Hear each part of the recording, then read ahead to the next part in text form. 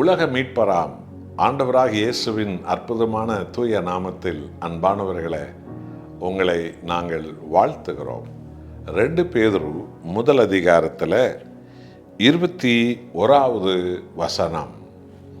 தீர்க்க தரிசனமானது ஒரு காலத்திலும் மனுஷனுடைய சித்தத்தினாலே உண்டாகவில்லை. தேவனுடைய பரிசுத்த மனுஷர்கள் பரிசுத்த ஆவியினால் ஏவப்பட்டு பேசினார்கள். அல்லேலூயா. ஆமென். அன்பானவர்களே, இறை வார்த்தை பரலோக தேவனுடைய வார்த்தை. ஆண்டவராக இயேசுவே ஆதியும் அந்தமுமானவர், அவரே வார்த்தையானவர். ஆகவே அந்த வார்த்தையை அப்போஸ்தலர்கள் எழுதியது என்பது அவர்கள் சுய ஞானத்தால், சுய அறிவால், சுய பலத்தால் அல்ல. அவர்களோ படிப்பறிவு இல்லாதவர்கள். ஆனால் பரிசுத்த ஆவியானவர் அவர்களை நிரப்பும்போது இந்த வேதத்தின் மகத்துவமான சத்தியங்களை, பரலோக ராஜாவின் மகிமையான சத்தியங்களை, மீட்பின் சத்தியங்களை, ரட்சிப்பின் சத்தியங்களை, விடுதலையின் சத்தியங்களை, பரலோக ராஜ்யத்தினுடைய நித்திய சத்தியங்களை, பாவ அழிவின் சத்தியங்கள் எல்லாம் அவர்கள் ஆவியின் ஏவுதலால் தான் எழுதினார்கள். ஆவியானவர் நிரப்பும் போதுதான் அவர்கள் பேசினார்கள்.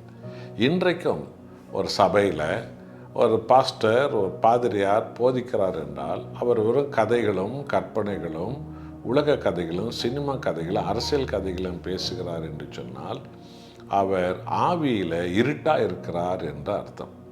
அவர் எவ்வளோ படிச்சிருக்கலாம், ஆனால் அவர் தேவ பாதத்தை தேடி பரிசுத்தாவியான நிரப்பட்டோம், இயேசுவின் ஆவியனை நிரப்பட்டோம் என்று ஜெபிக்காமலே அவர் மேடை சபையில் நின்று கொண்டு அவர் கதைகளையும் கற்பனைகளையும் கட்டுக்கதைகளையும் பாரம்பரிய கதைகளையும் அரசியல் கதைகளையும் சினிமா கதைகளையும் ஜனங்களை குஷிப்படுத்துகிற கதைகளையும் பேசி ஆமென் என்று முடித்து விடுவார்.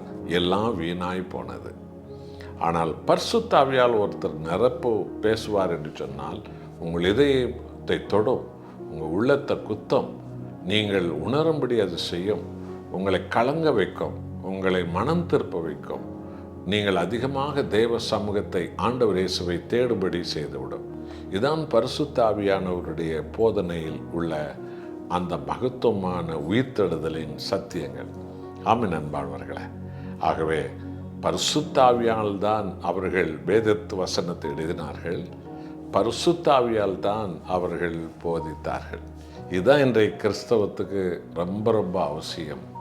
ஜெபிப்போமா, ஒப்பு கொடுப்போமா. நல்ல ஆண்டவரே, உம்முடைய ஆவியின் ஏவுதலால் தீர்க்கதரிசிகளும் அப்போஸ்தலர்களும் வேதத்தை எழுதும்படி செய்தீர்.